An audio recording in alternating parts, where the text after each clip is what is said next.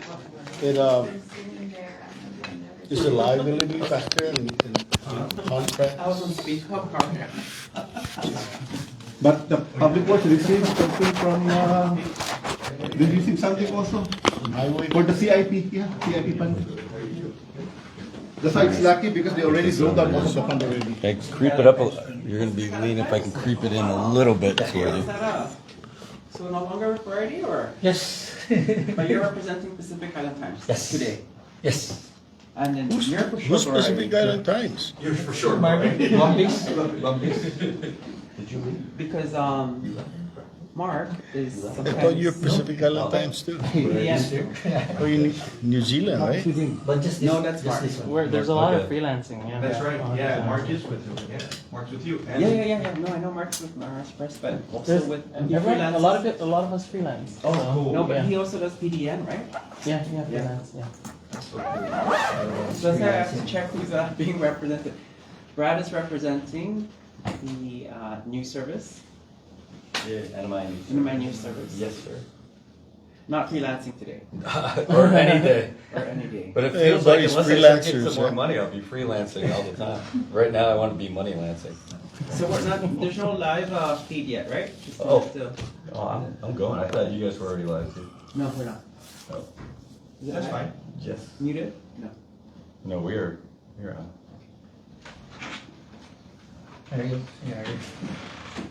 Are you here? Who do you represent? Huh? Brad. Who do you represent? Samoa News? So we make some announcements. Nick Pura. Thanks, Frankie. I see, Nick. He's got his own set. I told him he doesn't have to stand in the back of the room anymore, there's no longer staff.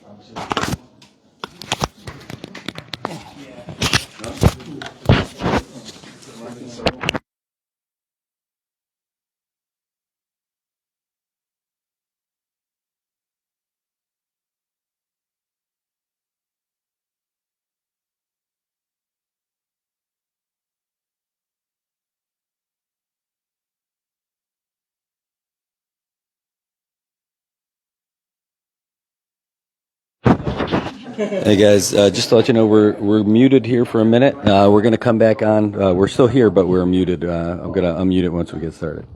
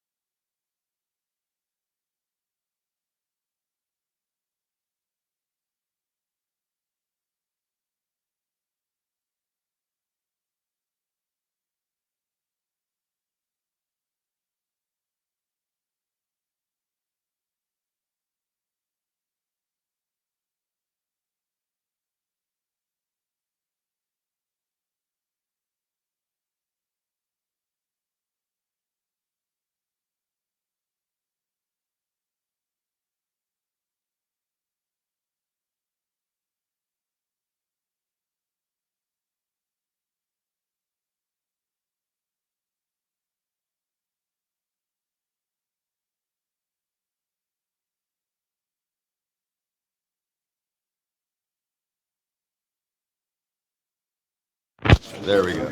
All right, folks. So we were muted there for a minute, but now we're gonna be good to go. All right. Just make sure both of them are on. They are.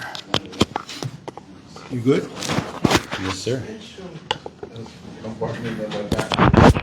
Use this one for backing us up. All right, folks. So we are here at the at Governor Palacios' conference room here on Capitol Brad, you're Hill. set up already? Yes, sir. And get ready. Not sure what the announcement's going to be, but we're excited about it. Yeah. It's a very important press conference, guys. You're a very important person. No, I'm not. Just a very ordinary person. Ready? Yeah, I'm gonna go ahead and just give a quick Okay. just a summary of what we'll be covering. Just this is not live yet. Right? Oh yeah. If you can mute it. Just Please. I just unmuted it. All right. Thank you very much. So, thank you for today's press conference. We, of course, will be opening it up for questions, but we'll be talking about a number of things.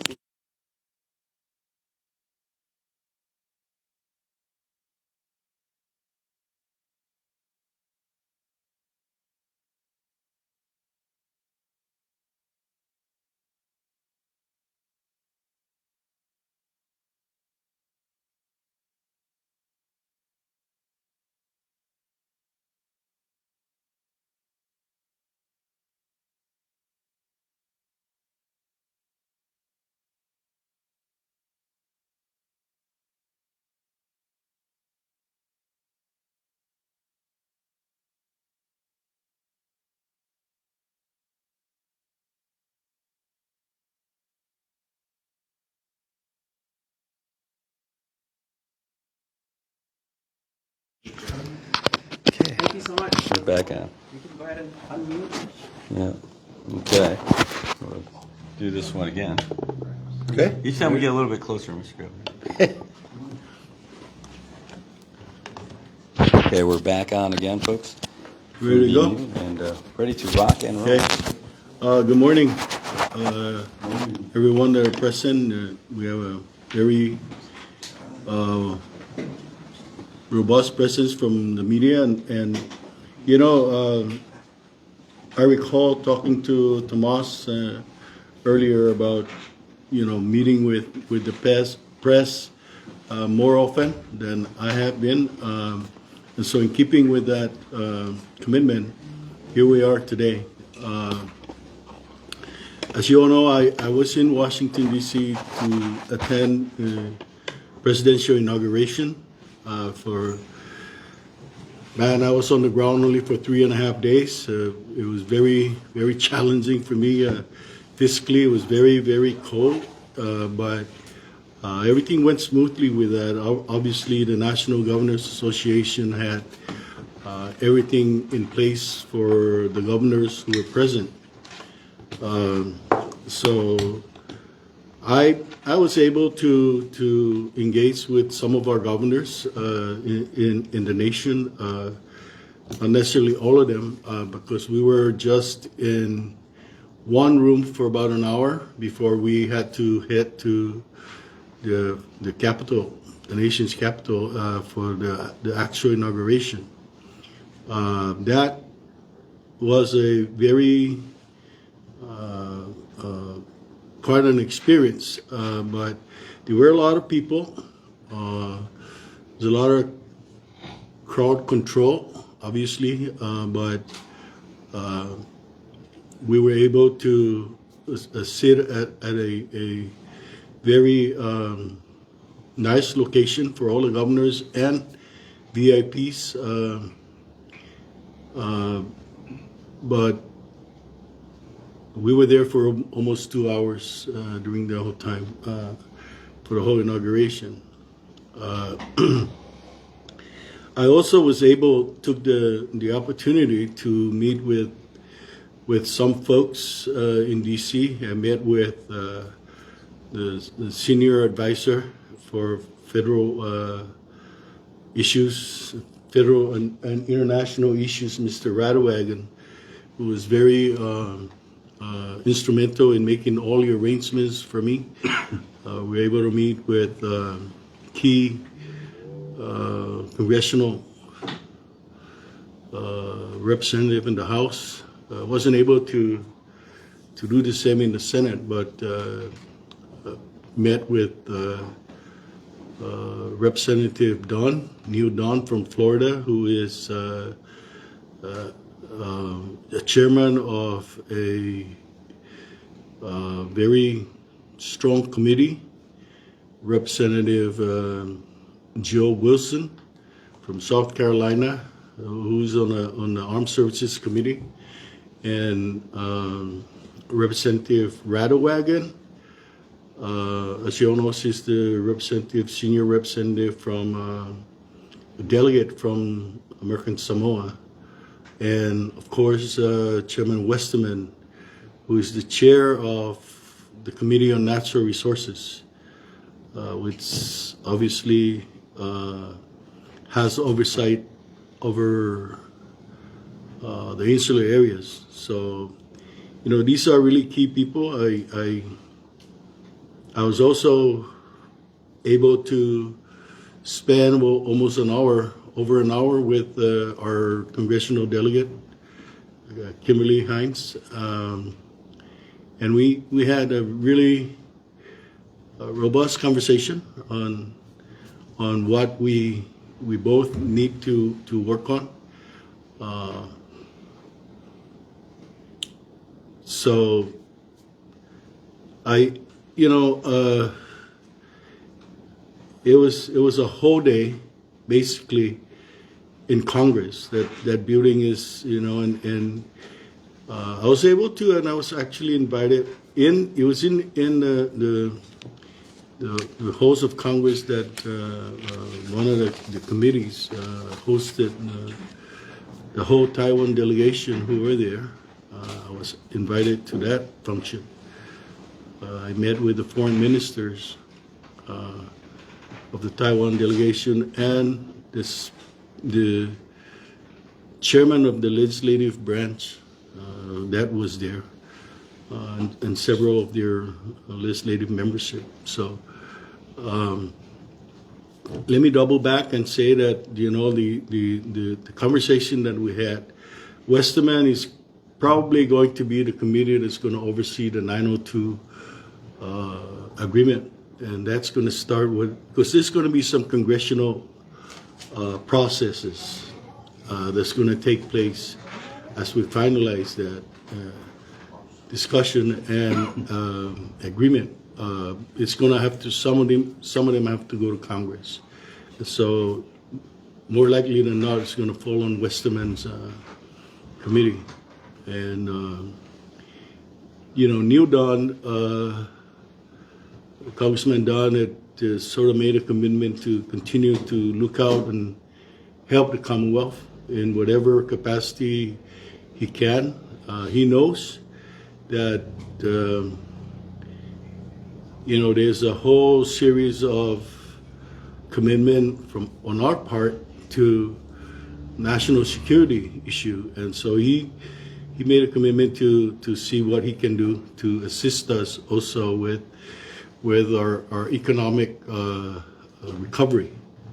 So that's a commitment, and eventually I'm going to double back. To some of you, I know that I will be going to, most likely going to the National Governors Association later on in third week of February, and I intend to use that opportunity also to double back and meet with some of these congressional folks that have made those commitments.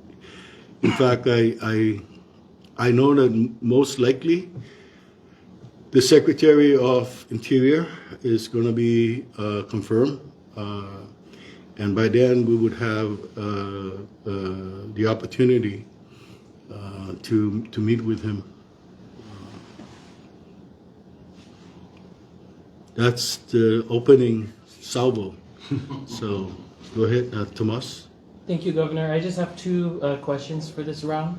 The first is that OMB memo that everyone has read. Can you tell us what you did when you received that information? And today we're hearing conflicting reports about if it's rescinded for the memo or if the freeze is still in place, some places for federal funds. So what can you tell the CNMI people who are concerned about all the federal funds? Well, first of all, the first concern we have is those that are really critical for members of our community, Medicaid, food stamps. Those are really critical. And I'm glad the very next day that was clarified that those are not going to be impacted. I talked to the Secretary of DCCA, and he also checked with the federal agencies, the grantor agencies, and those programs are intact. Your question is, what did I do, or what was my Yeah, have you spoken to all the department heads, your cabinet? Yes, right now I'm reviewing the whole listing of programmatic funding, and I intend to have a meeting either this afternoon or tomorrow, actually, and give them instructions to take a look at it and contact their particular grantor agencies. The fact of the matter is, Tomas, even it's just, the messaging that came out was a little bit confusing, to say the least. So we're trying to figure out what it is that we need to do. But I think that the best thing to do is to have every department and agency that receive federal funds or programs, or federal programs, to reach out immediately to their grantors. All right, and just my last question before passing it on 902, has it basically been reset? I know we had that first meeting under the Biden administration. Mm-hmm. Are we starting from scratch? No, we're not. We're not going to start from scratch. One of the things that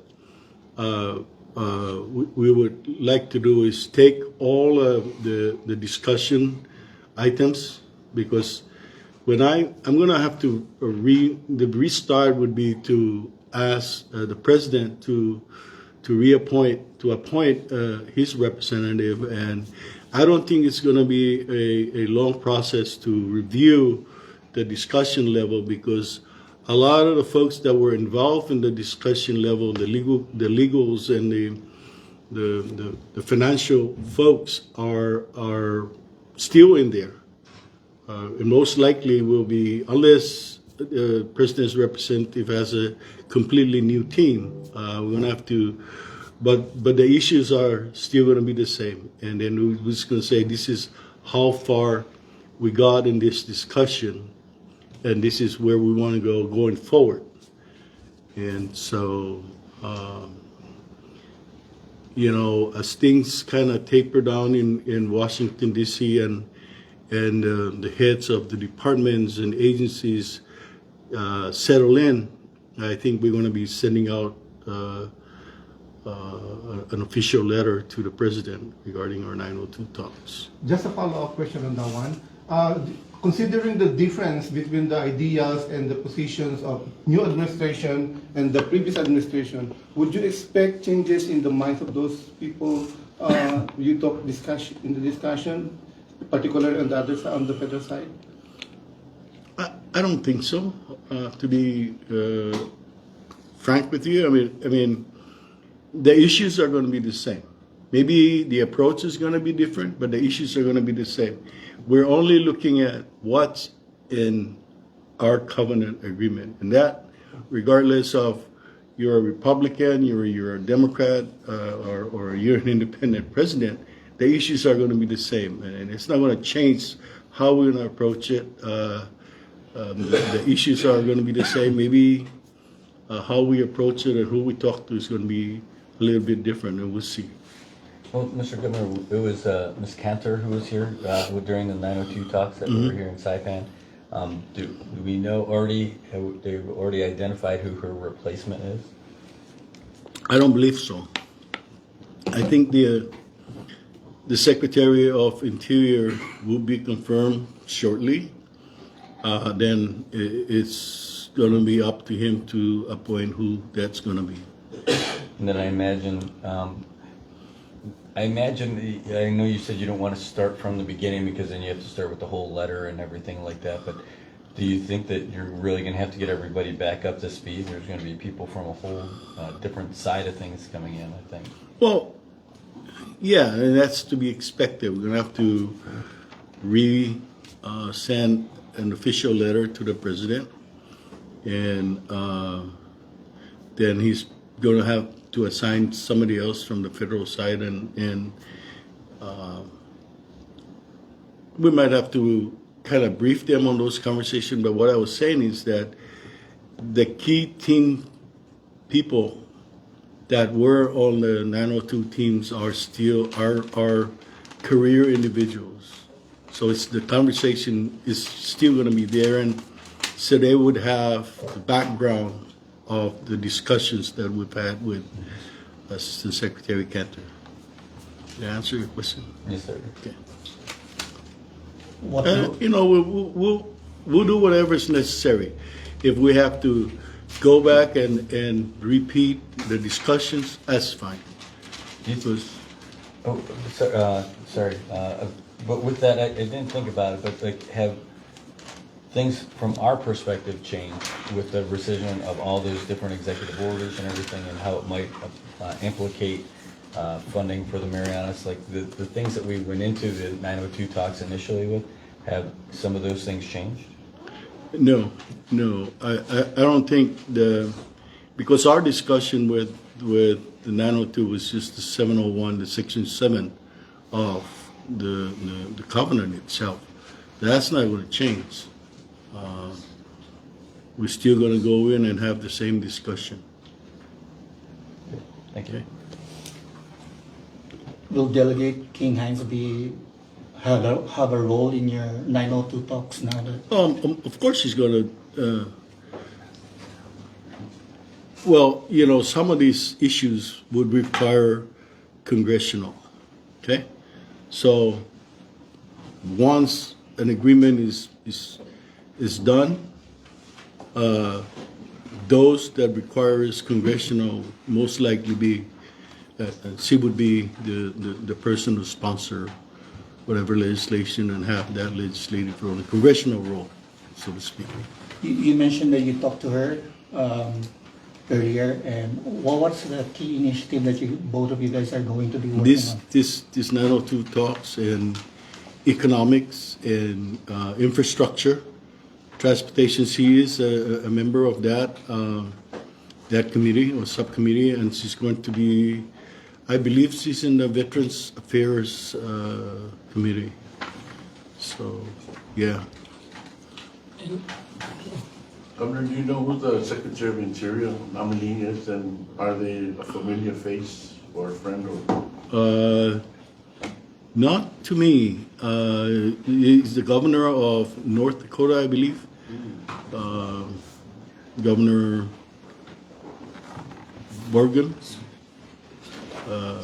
But it looks like he's going to be confirmed. Governor? Yes, sir. Are you able to meet with the chairman of the RNC in Windsor visit? Like, were you able to spend time with No, I wasn't. I mean, like I said, I was just there for 3.5 days. I got there on Saturday night. Sunday was a free day, and it was freezing outside.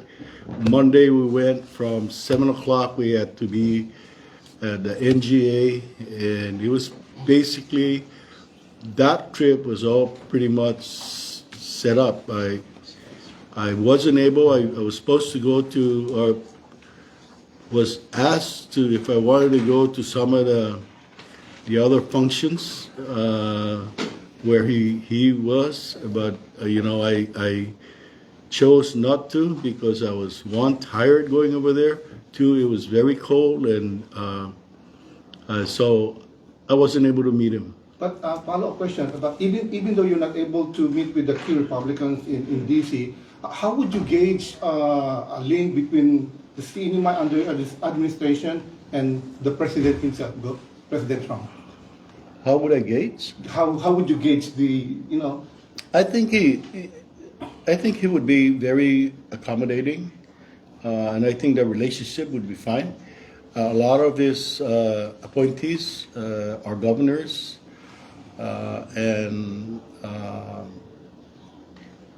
I believe that they would be supportive of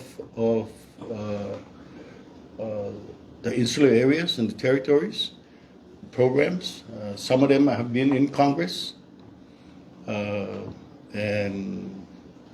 to me, whether you're a Democratic governor in the insular areas or a Republican governor or an independent governor, the issues are still going to be the same, and we need to continue to transcend the politics of it all, and learn how to talk to anybody that can help. Gov, sir, we have one Nick on the line. KVM has a question for you. Nick, go ahead. Hi, Nick. Hi, Update. Good morning, Governor. Morning. I just want to circle back to the federal funds that the White House initially said that they would freeze, and that memo. The White House has overnight confirmed that they were going to rescind that memo from OMB, but insisted executive order reviewing the use of federal funds remain in full force. So I just wanted to get your reaction to that, Governor.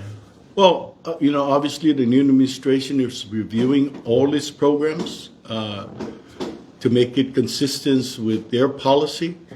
And I was just talking to some of our staff, and discussing this, and it is also, I don't really have a problem with that. It's very important also from our part to review our own performance. Some of our performance in some programs are lagging, and some are doing really well. So to those that are we're lagging on, now's the time to get going. Really, if you're lagging, because when your program gets reviewed and they see that you're non-performing, you run the risk whether or not. This OMB memo comes out. We have to expect that is the case. It's going to be the case in every new administration. So I think it's a good wake-up call for every state and territories and agencies. Safe to say you're a bit relieved to hear that that memo had been rescinded, at least for now. Yes, absolutely. Of course, we have ongoing projects and programs, and when the first memo came out, it was just like almost nobody had any idea how that was going to be rolled out, and we're glad that we're at least getting some clarification, and we pull back and put a pause on it, but I think every governor and head of states are relieved from that, but we're all concerned. Just as I'm also concerned, just as the governor of Samoa and governor of Guam and governor of the Virgin Islands and every state and territory, because everybody has substantial amount of programs that are federally funded. So we are very concerned how that's going to be rolled out. And Gov, I just had two more questions on two different topics. Mm-hmm. Let's get another jump question in here about ICE rates. There have been photos circulating, they're unverified, that's why we haven't reported on them. ICE did respond directly to Mariana's press saying that they do not conduct raids or sweeps. They go on to say that ICE's enforcement resources are based on intelligence-driven leads, and ICE officers do not target non-citizens indiscriminately. Can you inform the CNMI of, have you had any conversations with immigration officials? Are there raids happening in the CNMI? There's a lot of concern about this. No, I haven't. I haven't been briefed by ICE or the immigration office regarding any raids that I know of, and I've asked DPS too, and they don't have any idea. So the memo or the letter that you got kind of clarifies things. Obviously, we're not in a position to step in the way of ICE enforcement issue with the feds, but I would hope that they would at least have some communication if they do decide to put out some enforcements and rates and whatever. Just to follow on that then, we spoke with some folks who requested that their names won't be used, but they're deeply involved with all of that, and they confirmed what was happening, where they went, what they were doing, and they said that they weren't doing any house-to-house sweeps, but these were ongoing investigations that they have been doing over the course of 4 years. The question I have then is about the communication that you've got with with those federal officials. Of course, you can't step in, but do they often reach out to your administration and say, "Hey, things are coming"? No. And can we have your assistance? No, I don't think, unless they request for assistance, I don't think they've ever done that before, because they go ahead and do their task without, if they can do it themselves. But like I said, I haven't had any information on any enforcement efforts out here in Saipan or in the Commonwealth. And Gov, just to bring it back home a little bit, we interviewed Senate President Dennis Mendiola the other day, and senators are drafting a joint resolution, which House Speaker Edmund said he does support the intent of calling you to call a joint session of the legislature to deliver a State of the Commonwealth address. There's also questions if you've complied with the SOCA law to report at least annually. So can you address that? Have you given a report your first 2 years, and do you ever plan to give a speech in person for State of the Commonwealth? Sure. Care to Yes. elaborate? On the second question, yes. I would love to do that. Thirdly, every end of the year, the governor and especially the Secretary of Finance submit a report to the legislature on the state of the finances and the economic efforts that, or any efforts, any initiative that we're trying to put in play or implement. It's always in the annual reports. So. When do you plan to deliver a speech? Well, May or June is the best time. Usually, it's in May. So, normally, and kind of pulling back from my legislative days, it's actually we have the members of both the House, or the presiding officers, who consult with the governor and say what is the best available time for it. Okay. Having discussed all the issues, let me also bring up the very recent initiatives that are ongoing, and the one really significant event that has occurred in the past week or so is the signing of the memorandum of agreement with Google regarding the fiber optic cable that's going to be landing on Tinian. That was very significant to the Commonwealth. That's going to bring a totally different industry, digital industry, and we kind of kept that very quietly, the discussions very quietly in the past because it was very sensitive, and we wanted to make sure that we let the public know once the agreement has been signed. We don't want to, tell everybody. Well, obviously, you folks knew about it. We've talked about it, but Mr. Hunter was able to represent the governor. Unfortunately, it was at the time that I had to be in D.C., and so I couldn't be.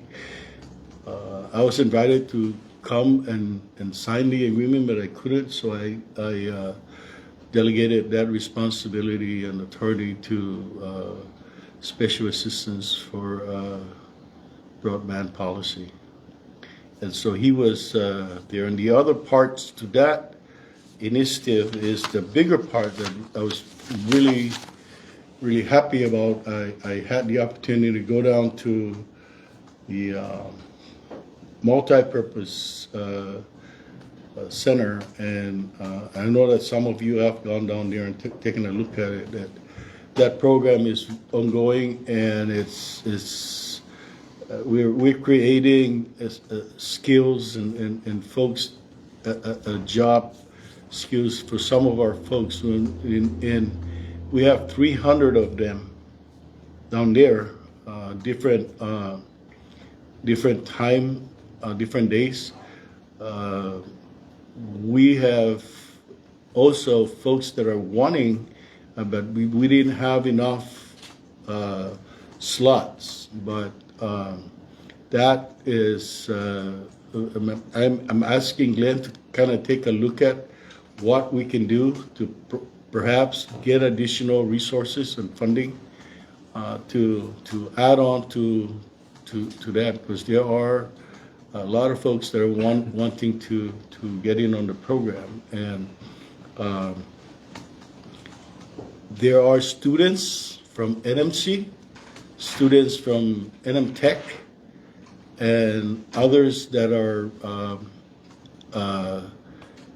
I actually met up with some folks that are my age, are retired, but they wanted to find those skills. And Tomas, you see some of these folks, right? You've been down there, and so you know, Brad. I don't know if the variety and Mr. Swart, but you guys should go down there. Take a look at the individuals that are. Some are very young in college, and some are not as young. But so it's a spectrum of different members of our community that are very interested in that skill set. So I don't know if Glenn wants to elaborate more on the program. Glenn? I can do a follow-up, like for anybody with follow-up questions or something, we can do a follow-up. Just clarification. Right now, there is fiber optic from the private sector, right? And if I'm not mistaken, the Docomo just years ago put up their own. So my question is, is there any some sort of effects or on the existing fiber optics from the private sector? Sure. How does it come to play? So rather than like kind of trying to answer all the broadband related specific questions in this form, since it's the governor's press conference, what we can do is maybe schedule a follow-up, an addendum. But as far as that concern with existing infrastructure, with I think the project that would most be related to that is our BEAD project. That's our deployment of fiber optic to the home deployment that will be starting sometime in late February or early March. Once that program launches and we start giving out the sub-grants for laying fiber to the home, any existing infrastructure won't be overbuilt. So we won't duplicate existing infrastructure. So it'll be the end goal, just so you know, on that program. That's completely separate than the Google MOU. That's completely separate from any of our other broadband projects. The BEAD project is specifically focused in on running fiber to the home to every household and business in the CNMI without overbuilding. So if there's existing infrastructure, it would just be whoever gets that sub-grant contract would just supplement, and just to achieve what we call the last mile. The end goal of that program is to ensure that, as the governor's vision was, that every person in the CNMI has access to affordable, high-speed broadband access, true broadband access. And so that's what that program's aim is that's the more what they would call terrestrial fiber network, the fiber to the home, and that achieves everybody on the islands having access to affordable internet. But then the Google MOU that we just signed, that I signed on behalf of the governor, that he put together, was how does the internet get to the islands? Like, how do we connect to the internet? Prior to that signing, our connectivity all ran through Guam. So no matter what, we were always fully reliant on our neighboring territory of Guam for connectivity. If once this Google project comes to fruition, we'll have direct trans-Pacific fiber cables landing in the CNMI that will connect the CNMI for the first time in the world to the backbone of the internet without being reliant on any other state or territory for our connectivity. And so that's the monumental change for the Google side of it. That also provides, when you couple those together, that now you have trans-Pacific cables landing in the CNMI and you have terrestrial fiber to the home. Those two projects should be fully developed within 3 years. Once that happens, we've now done what the governor's bigger vision was, and this is like, what's the why, right? Everybody asks, why are you doing all these infrastructure projects for fiber optics? The why there is so we can now have a proper foundation, a robust, proper foundation for a digital economy to grow out of that. So now digital nomads, software engineers, all of these content providers, all of these different connected industries to this digital ecosystem could now really focus in the CNMI and say, yeah, their tax is really good there, their weather is great, their governor's a great guy, might as well look to the CNMI to be a home for establishing these digital enterprises. And or even from within, like with the boot camp that he's running, we have entrepreneurs, we have content providers, all of you folks utilize the internet to get your stories out when big stories happen. Having this robust digital infrastructure in place could take you guys up to another level for just different out-of-the-box ideas when it comes to entrepreneurship and different business ideas. And so that's the hope, is that you stand up a new pillar in our economy, something to supplement our tourism, something to supplement our agriculture. Now you have this new, but you need the proper foundation. So it will take time, sadly. It does take a little bit of time, but these are... And one of the great takeaways, and I was very excited when I went down to the multi-purpose, because in the immediacy, when the fiber optics starts coming in and the broadband projects kicks in, we will have local residents that have that skill set potentially to be employed by IT&E, Docomo, or Pacific Data Systems. We will have the workforce to be involved. But Gov, do you know of the initial 92 some million that we're getting? How much of that is actually staying in the Commonwealth? It's all going to stay in the Commonwealth. So what is So the it's going to be. We have 3 companies that are very interested. The 2 companies that we have now, very present in the Commonwealth, is Docomo and IT&E. Those are going to be at the forefront of the funding. Those are going to be sub-grantees, right, Glenn? So, yeah, it's going to stay here. We're not going to send it to companies that are outside of the Commonwealth. That's the whole idea. And we will insist that if there's a company that is mostly located in Guam or someplace else, we will insist that they become a local company to incorporate themselves here. And there will be some conditions that we might have to put in the sub-grant agreement that's going to benefit the Commonwealth. So, thank you for the question. It's a very good question. Well, Mr. Governor, with all this, and this is maybe something for Glenn or for them, but with that same landing in Tinian, and would that require a more robust infrastructure for that, like especially with regards to our utilities? I know that there's a need for more power maybe for this? Absolutely. That's one of the infrastructure requirements of data centers. So the island of Tinian is going to have to up the capacity of the utilities in Tinian, and that's what the CUC is working on. Hopefully by March they would have a action plan that they need to implement right away.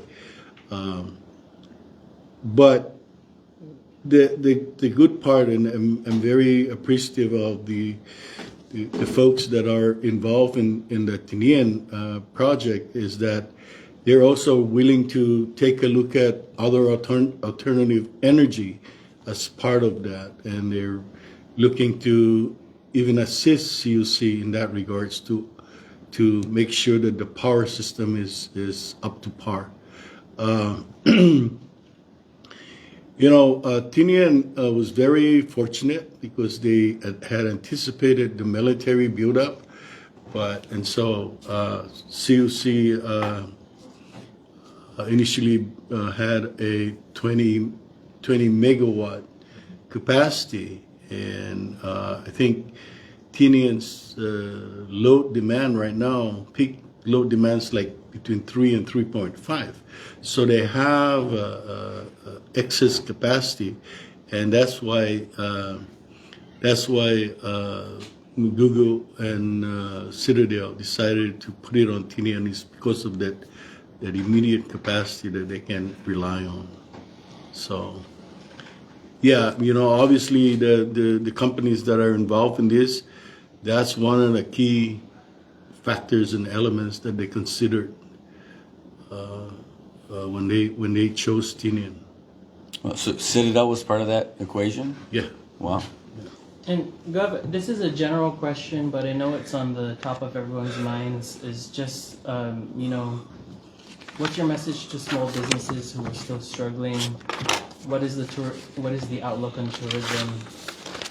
I know you say you're going to deliver Ahsoka in May, but what can you say now about that? Well, one of the things that, and sometimes I reflect on that particular question, and obviously that is a very relevant question, and I don't want to wait till Ahsoka to come up with some stuff. One of the things that I wish, seriously, I wish I had $50 million and I would just put it into economic development and put it to work for small businesses.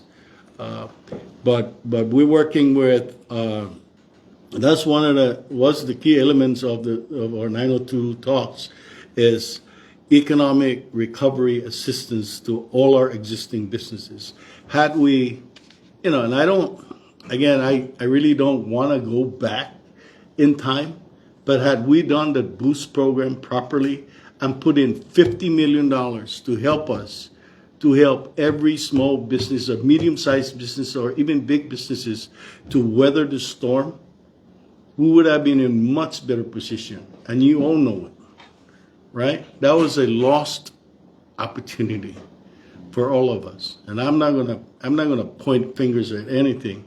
I'm just gonna point finger at what we did wrong collectively as a community. Now, I'm trying to look at other opportunities in the federal programs to assist us in economic recovery, and that's one of the key elements that when I go back in February, I'm going to work hard to try to talk to our delegate and see what kind of immediate funding we can, just specifically for small businesses. There are opportunities, and maybe it's kind of an unorthodox approach, but I'm seeing opportunities that we can. And I'm looking at also, I'm going to be talking to some of the members of CEDA to see what we have in that agency that could help, and if there's any restriction in the statute or in their own regulations, we should make those adjustments, right? I mean, we want to see our small business and medium-sized business, or even large businesses thrive. Even large businesses, when they take a look at their bottom line and say, well, the Commonwealth and Guam is really underperforming in the region. They make those sometimes really unfortunate corporate decisions to pull out, and that's what's happening. I've talked to some folks that are business people or economists who says, the unfortunate part is unless things begin to change with the currency issue, tourism is going to be very, very unattractive to Guam and Saipan right now. Everybody's going to different parts of Asia folks from Vietnam going to Japan and vice versa, and the Philippines, because of the exchange rates. Those areas that used to be never really as robust, or now that they're really high discrepancies in exchange rate is really taking a toll on tourism in the Commonwealth and even in Guam and even Hawaii. You know, even airlines, U.S. airlines are looking at, well, you know, we need to pull one of these flights from Guam or Hawaii and put it directly from Japan to other destinations in Asia, and that's the adjustments that we're looking at to the corporate part of the tourism-based economy. But in regards to the small businesses, I really believe that we need to help them. You know, get a program together and engage more with our folks in DC, and when I go back, and even before I go back, I'm going to submit some official documents to our delegates for consideration, and even Congressman Don and Westerman. I mean, I had a visit with Don especially, and he said, you know, the Commonwealth is at the forefront of national defense. And we're putting a lot of stuff in Guam, but we understand where you're at, and we want to help you. So he asked for a more specific ask, and that's what we're going to do. You know, whether it's subsidies or not necessarily subsidies, but just some assistance to weather the storm for our businesses here. Is it fair to say it might be a Boost 2.0? Yeah, it might be Boost 4.0. You know, I mean, yeah, you know, right now a lot of us sometimes wondered about that. And if you, like I said, seriously, with all seriousness, if we had done that thing right, it would have been, I mean, $17 million for the whole Commonwealth probably is not enough. We could have put in more for that program. But, you know, unfortunately, it morphed into something that was not, you know, I mean, I think you all acknowledge that fact. So does everybody in this community. You know, it would have been really a boost had we done it right. But unfortunately, we didn't. So you could call it Boost 4.0, Boost 2.0. But if we ever do it again, it would have to be well oiled and well put together for the business communities. Well, it could have got you some new furniture for your office when you first started. You know, that's not, to me, that's not. You know, one of the things that I also wanted to bring up to you before the SOCA is a report on the fiscal affairs. Okay. Just an outlook of it. You know, when we came in, I assure you guys, and despite the fact that some members of the legislature and people in public out there are asking, you know, so what happened to the ARPA? Well, I'm telling you, that ARPA was overcommitted. And so what we were using were recovered ARPA funds. We spent close to $50 million, or maybe even $60 million in ARPA to pay for expenses under COVID and even YouTube, but mostly COVID.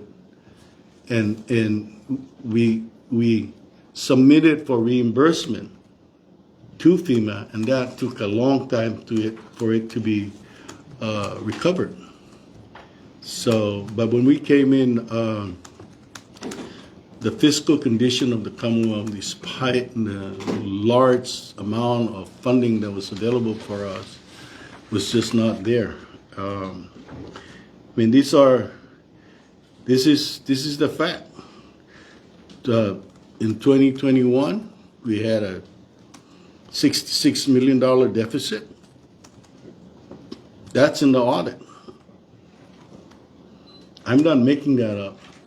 So in 2022, FY22, the annual report indicated a $38 million deficit. That's in spite of all of the funding that was made available to us, right? Some of you know it's over $1 billion. So in 2023, when we started kicking in all of the austerity measures, painful as it is, we cut it down to $3 million. And in 2024, as you all know, we basically balanced that budget because, you know, that was when we had austerities and we had cut back on all expenses. And some agencies didn't have gasoline, so we had to figure out where to get those funding for that. And despite all that, you know, we continue to pay our obligations to PSS. At one time, and we paid our obligations to the retirement fund, and that was stabilized, and we still managed to somehow reprogram funding internally to pay for the 25% for our retirees to stabilize their funds. Now, this year I made a lot of efforts, and thanks to OMB, thanks to our finance folks, and even the fiscal advisors that we have in the office, to get together almost on a twice weekly basis to begin to craft out how we're going to continue to maintain a stable funding for our people, our programs. And so, as you all know, in November, we decided that those folks that continue to sacrifice for 2 years from the austerity on their hours, compensated hours, we lifted that part. And we are going to continue to monitor and make sure that everything else, the retirees, the health and life insurance, which is critical, the local match to our Medicaid program continues to be paid on a timely basis. It's been a challenge, guys. It hasn't been rosy, but we all wake up in the morning, thank the Lord for the day and ask Him for strength and guidance, and we move on, and we get to it. But sorry, we just have one question from MBJ Skyler. ooh, okay, all right. I'm sorry. Good day, Governor. My name is Skyler Bispo from the Mariana Business Journal. I wanted to pivot a little bit. I'm going to be asking questions regarding the return to an 80-hour pay period that happened back in November. Pardon me? I wanted to know how, it's been a few months already, but I wanted to know how effective that has been for the CNMI. He wants to ask about the lifting of austerity and how effective that has been for the CNMI. First of all, when we made that decision, we went through several scenarios and evaluation and assessment of how sustainable it's going to be, and we believe that it's going to be sustainable. Now, how effective is it? That's 10 hours of salaries for our people. 793 employees in the government. So I know, without going and doing the data gathering and all that economic data gathering, I know that it is very impactful. Families are a little bit in relief, and so am I, seriously. And it is impactful for those employees that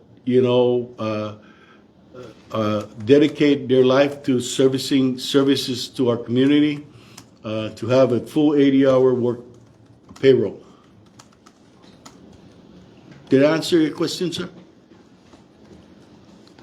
Yes, thank you so much. But I also wanted to ask if there's any changes you've been noticing within the overall economy, if there's any data to reflect that.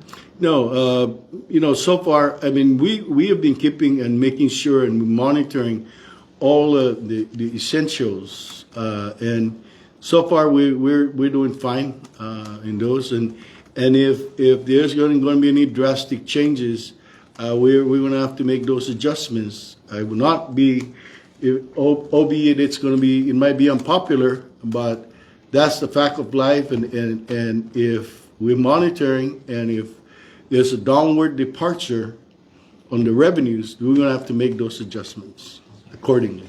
All right, good. Thank you, everyone. Thank you guys so much. Has there been anybody who's been, you've heard any names for replacements for Chris Concepcion at MBA? Yeah, I talked to, we had talked to the members of the Marianas Visitors Authority, and they've got a short list, and they're going to be working on it fairly soon. So yeah. Thank you, sir. Thank you, Governor. Nobody yet know for MBA, no? Nobody official, but they're going to announce it, Right. Thanks, Gov. Thank Same you. time next week.